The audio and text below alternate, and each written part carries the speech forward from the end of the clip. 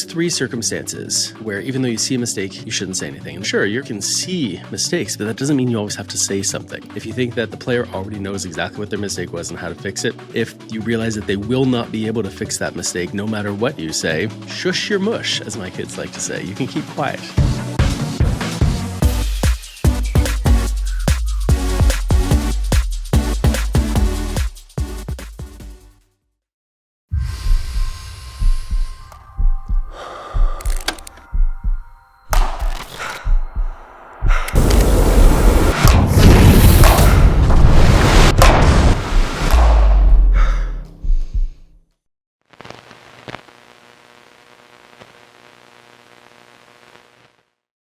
I was watching a baseball game the other night, and one of the players of the Toronto Blue Jays made kind of a boneheaded mistake. He got caught trying to get from second to third. And what's important to know, if you're not a baseball fan, is you should never be the third out, or the first out for that matter, at third base. And that's exactly what the player did. He was out by a mile. And my wife, who was watching with me, she said, well, what happens now? Like, is the coach, is the manager going to go tell him that was a mistake, that he shouldn't have been the third out at third base?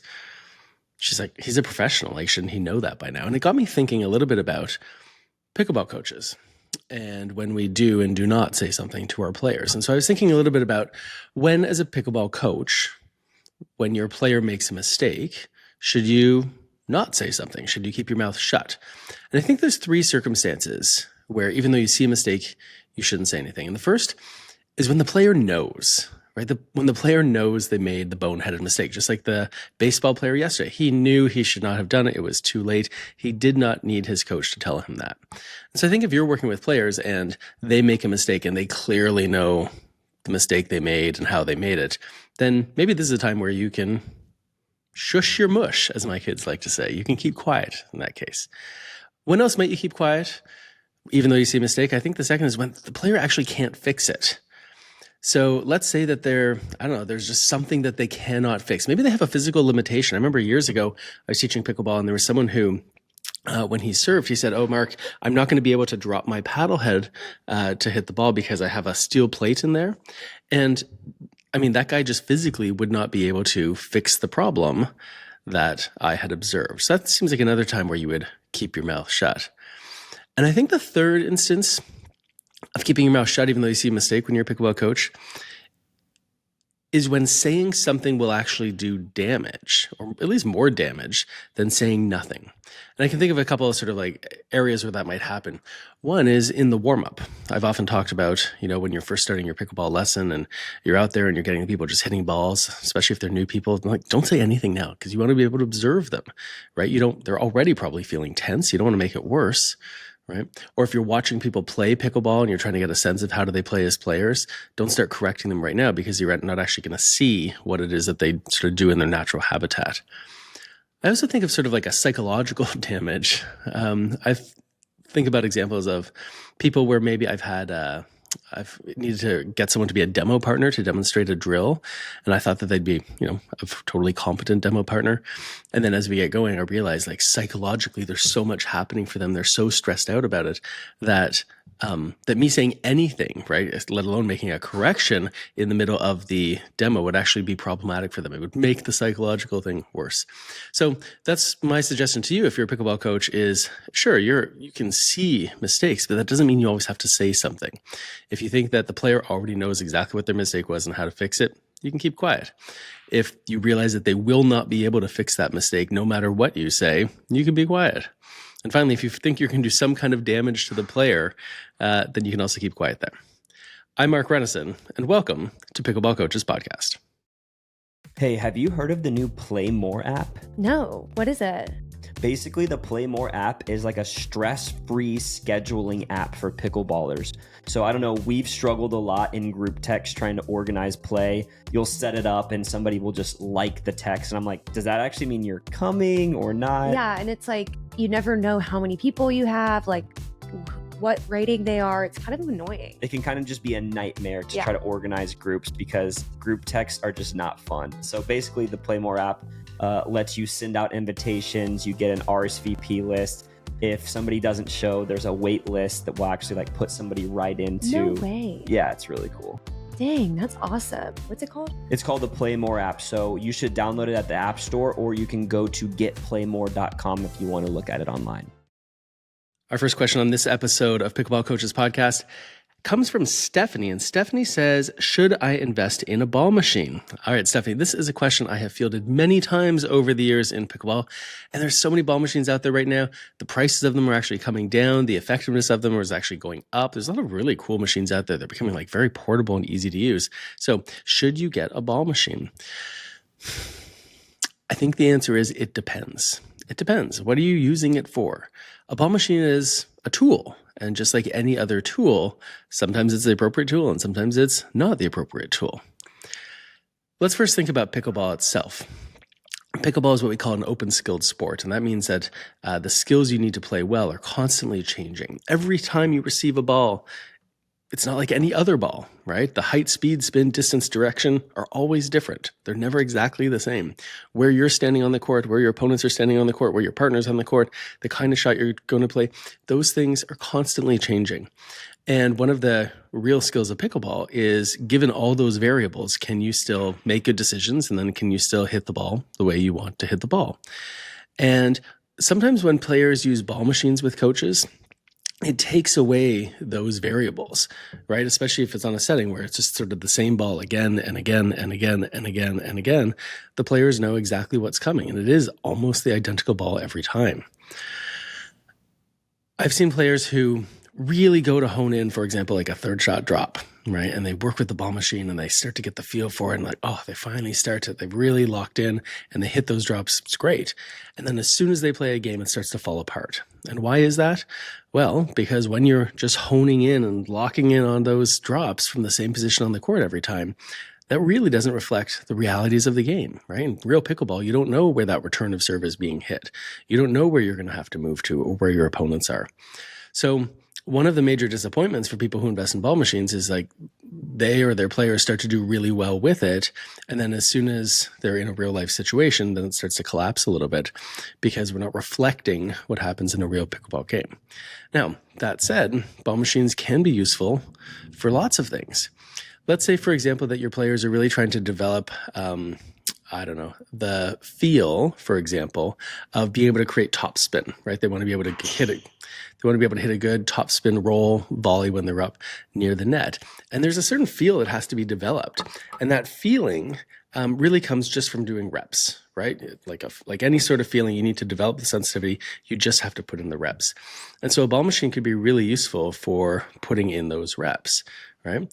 So any kind of situation where you're just trying to get the player to hit the ball again and again and again, especially if they're getting a feeling, then yeah, ball machines could be really useful for that.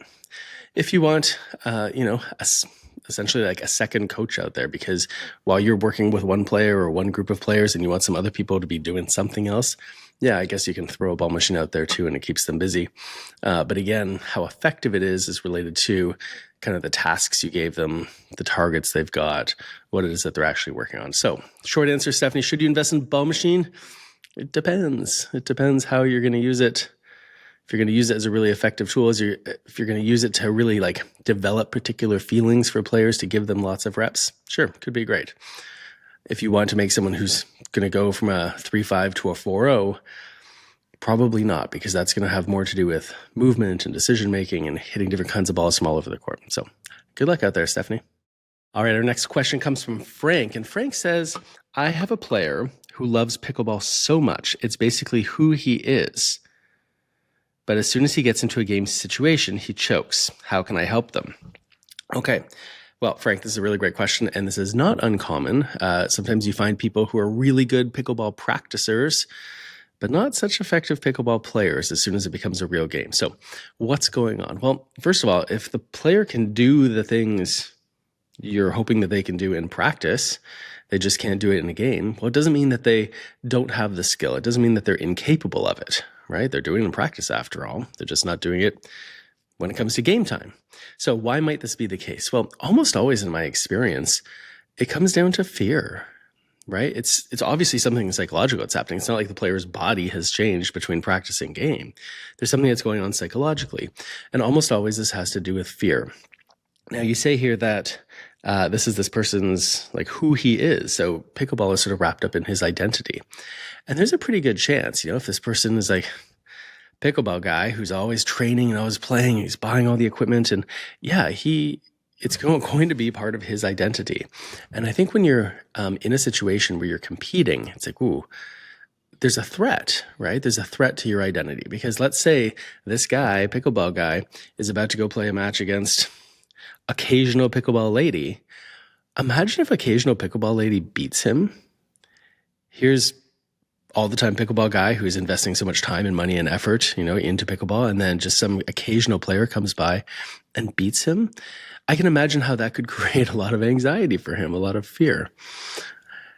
Other things related are like sort of just looking bad, or even the fear of underperforming, the fear that your investment wasn't worth it, even if it's just an investment of time as opposed to money. So there's a lot of psychological stuff happening here, it sounds like. And that's what needs to be addressed. He doesn't need to go out and hit more drops. He doesn't need to go out and improve his dinking or his ability to put away high balls, right? He needs to change his mindset, what he's doing here. So I find one of the most effective things to do is to help them reframe it by putting pickleball in perspective. After all, we're hitting a little plastic ball back and forth over a net, trying to get to land on one side of a line versus another. Like, there are bigger things in the world to worry about than pickleball. And when you think about that, when you think, look at the front page of a newspaper, go watch the news, there's a lot of stuff happening in the world right now. And to be consumed, to be worried, to be afraid when it comes to whether this little ball lands where I want it to land or not, when you sort of put it in perspective like that, it makes it seem kind of silly, right? And what it does there is it sort of reframes how important pickleball is or not. And so my suggestion to you is to, to have a sit down, probably off the court, and just say, and talk about the need to put pickleball in perspective. And that doesn't mean he should stop playing or stop competing or stop investing his time and money and effort. It doesn't mean that at all. But it does mean that maybe in those moments where he's feeling very tense on the court, you can find a way to sort of remind him that it's important to put pickleball in the right perspective. I think that's the way to do it. I had a similar situation when I was in university, and it had to do with tennis. And the thing that I realized, it was shortly after a friend's younger brother had tragically died, and I couldn't care less about my tennis at that time, that match I was playing. And you know what that did? Is it freed me up to play very well. And I'll never forget the feeling that came, sort of the freedom that came with it. And I think, something very tragic and jarring, like the death of a friend or their sibling, I hope that that's not what he has to rely on to put his pickleball in perspective, but something that will help him realize that in the grand scheme of things, pickleball doesn't actually matter that much. All right, our next question comes from Cindy. Cindy says, Mark, how many hours of coaching is too many hours? All right, great question, Cindy. How many hours is too many? I mean, this is a very personal question. Back in the days where I spent more time on the court instead of at a desk, I would pretty regularly spend 8, 10, even 12 hours a day on the court, often with very few breaks. I love teaching. I love coaching. And I found that while I was out there doing the work, it was actually giving me energy. I paid the price for it afterwards because I'd come home and I'd be exhausted and my body would hurt. But while I was doing the coaching, it was great. I loved it. And if you feel a similar way, then I think you can similarly put in more and more hours. If you're someone, on the other hand, where you're on the court and it feels like a grind, right? It feels like work, then you're probably someone who will want to tone down the hours a little bit because it's not going to be giving you the kind of energy that it did. At what point does the quality of your coaching drop? Because unless you're giving discounts to people who get lessons from you at the end of the day, because the quality is not as good, the quality should be the same, right? I should be able to look at a video of you coaching on hour 7 and a video of you coaching on hour 1, and I shouldn't really see any difference, right? Cindy should be the same Cindy in hour 7 as hour 1, the same amount of energy, the same professionalism, the same engagement with her players. And if by hour 7 that's not the case, it has dropped off, then you've probably taught too much today, right? That's kind of your limit. So that's my suggestion to you is, maybe you record yourself, either audio or video, and take a look. You could also try to get feedback from your players, which is a good thing to do anyway, kind of like anonymous surveys. Though I suppose if it's anonymous, you wouldn't know whether the information is coming in from the first person of your day or the last. But maybe you don't make it anonymous. Maybe you just ask people, hey, scale of 1 to 10, how sort of engaged did it feel like I was with you today? And that could be a way to do it. But that really is going to be the measure, is at what point does the quality of lesson that you're offering start to drop off? And you're probably going to want to call it quits, as a general rule, just before that happens. All right, that's going to do it for this episode of Pickleball Coaches Podcast. I'd love to know, what do you think about the show? Do you have questions for me you'd like me to tackle? You can send us an email, info@pickleballcoachinginternational.com. That's info@pickleballcoachinginternational.com. If you're a pickleball instructor or you would like to become one, you want to get certified, go over to PCIpickleball.com and check out all the things we offer. We have premium lesson plans that you can buy. We have instructor certification that you can take part in. We have a free intro instructor course. So if you're into pickleball coaching or you want to get more involved, head over to PCIpickleball.com today and check it out. Until next time, I'm Mark Renneson. Thanks for being here.